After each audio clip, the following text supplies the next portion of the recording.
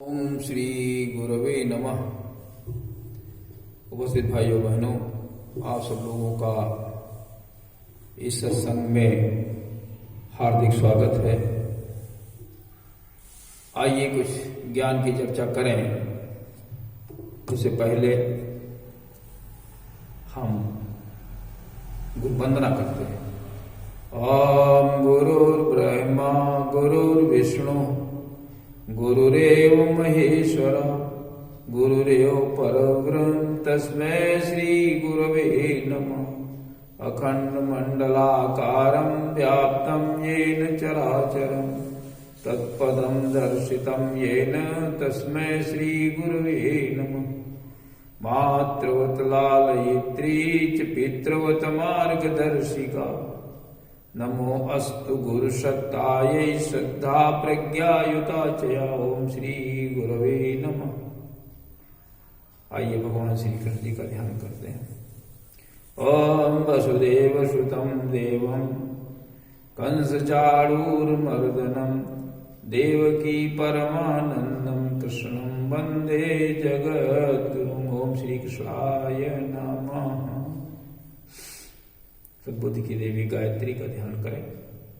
प्रकाश रूप परमात्मा के रूप में प्रार्थना करें कि हमारी बुद्धि को सन्मार्ग की ओर प्रेरित करें।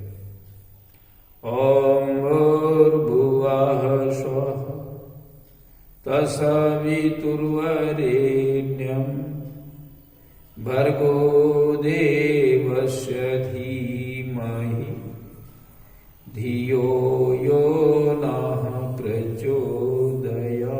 बोली गायत्री माता की जय। त्रैलोक्यम भगवान का ध्यान करें। प्रकाश रूप परमात्मा के ही रूप में प्रार्थना करें कि सभी लोग स्वस्थ रहें तथा ये वैश्विक बीमारी है, इससे सभी को मुक्ति मिले। ओम त्र्यंबकं यजामहे सुगंधिं पुष्टिवर्धनम् उर्वारुकमिव बंधनान् मृत्योर्मुक्षीयमामृता। त्र्यंबकं भगवान की जय। उपस्थित भाइयों बहनों, पिछले सत्संग में हम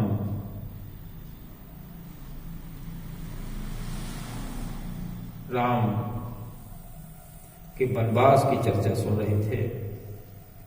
आइए उसके आगे की चर्चा सुने। भगवान राम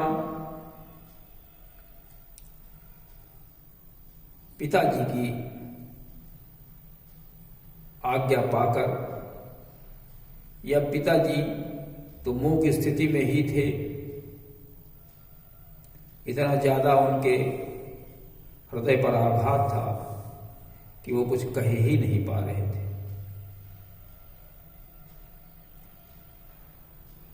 उन्होंने अपने मुंह से तो कुछ नहीं किया, लेकिन मुंह का आदेश था। तो पिताजी की वेदना बढ़ रही थी राम के खड़े होने से वहां। तो राम वहां से चले आए और माता जी से आशीर्वाद लेने के लिए महल में पहुंचे।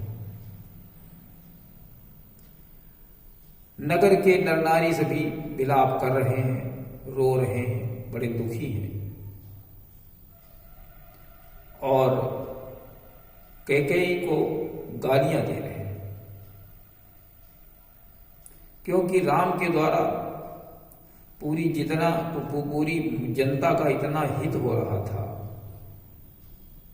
इतना राम का समर्पण भाव था, राम राज्य की स्थापना के अंदर लोग जी रहे थे, राम के प्रभाव में लोग जी रहे थे, सत्कर्म कर रहे थे, इससे पुण्य बढ़ रहा था, लोग सुखी हो रहे थे। और वो आज भी से चले जाएंगे, बड़ा कष्ट था लोगों को। जैसे कि शरीर से कोई प्राण खींचे लिए जा रहा हो, इस प्रकार का अनुभव हो रहा था। तो लोग क्या तुलसीदास लिखते हैं कि पूरे नर नारी से विलाप कर रहे हैं, और कैकेयी को गालियां दे रहे।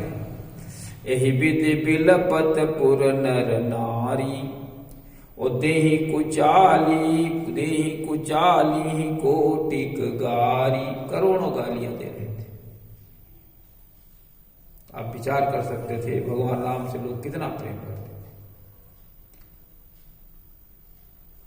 राम जी माता जी के पास गए। माता जी ने जैसे ही देखा बहुत प्रसन्न हो गई कि आज बेटे का राज तिलक है। गोदी बिठा लिया और कहा जल्दी से तैयार हो जाओ, आज तुम्हारा राज तिलक है। राम जी कहते हैं पिताजी ने हमको जंगल का राजा बना दिया है। कहते हैं कि तुम्हारा यहां कोई काम नहीं है, तुम्हारा काम जंगल में है, वन में है, क्योंकि वहां से राक्षस लोगों को परेशान किए हुए हैं। वहां तुम्हारा काम है। यहां काम भरत चला लेंगे, आप जंगल को देखिए, वन को देखिए। क्या कहते हैं राम? कहते हैं पिता दीन मोहि कानन राजू, जहाँ सब बाति मोर बड़ काजू। पिता दीन मोहि कानन राजू, जहाँ सब बाति मोर बड़ काजू। हमारा बहुत बड़ा काम है।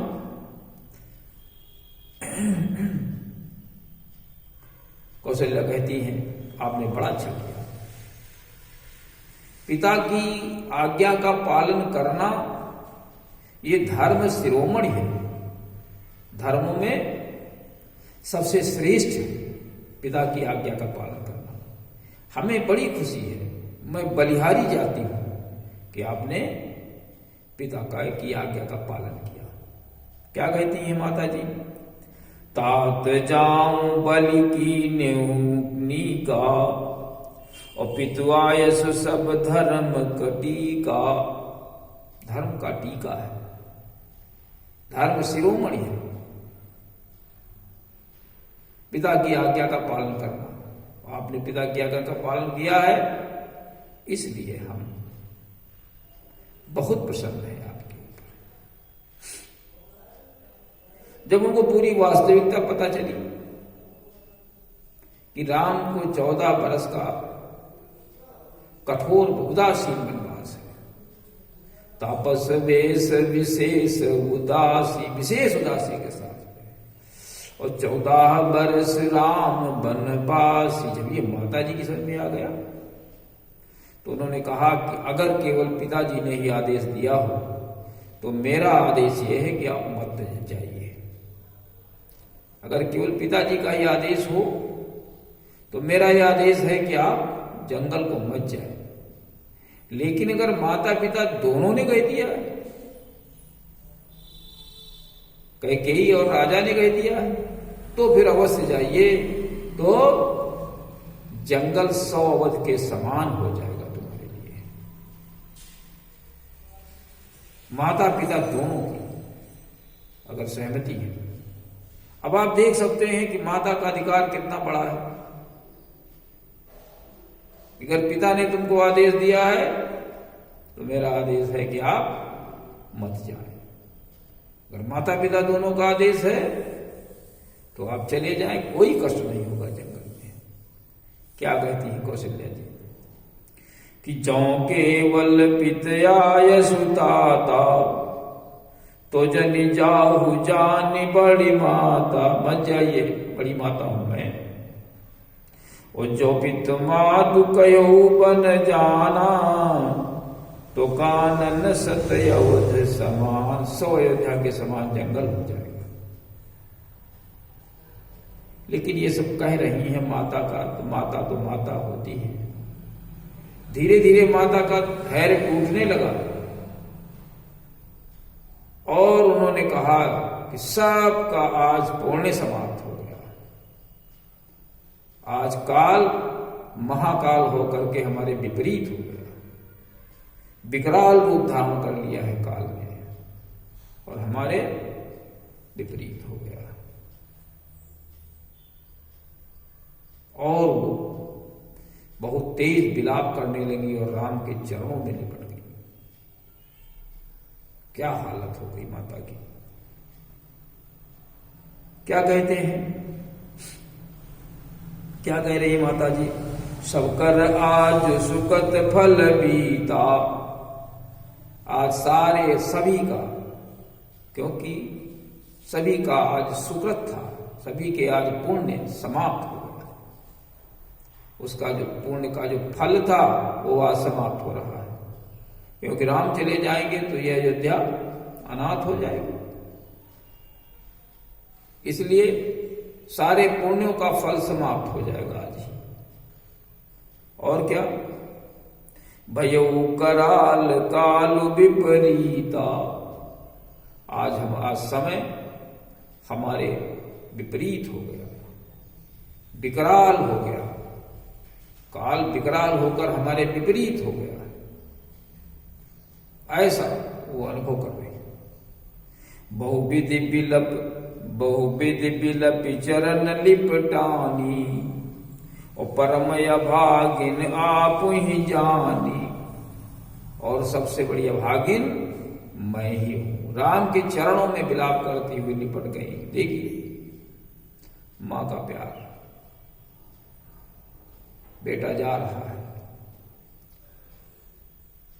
और कैसा बेटा जा रहा है, जो दिन रात माता पिता के सुख के लिए, शांति के लिए, उनके यश के लिए लगा रहता है।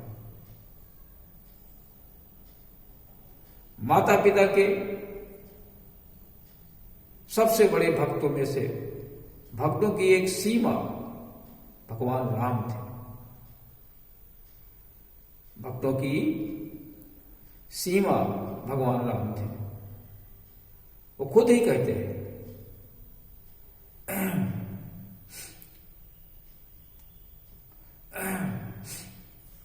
क्या कहते हैं, वो ये कहते हैं कि चारि पदार्थ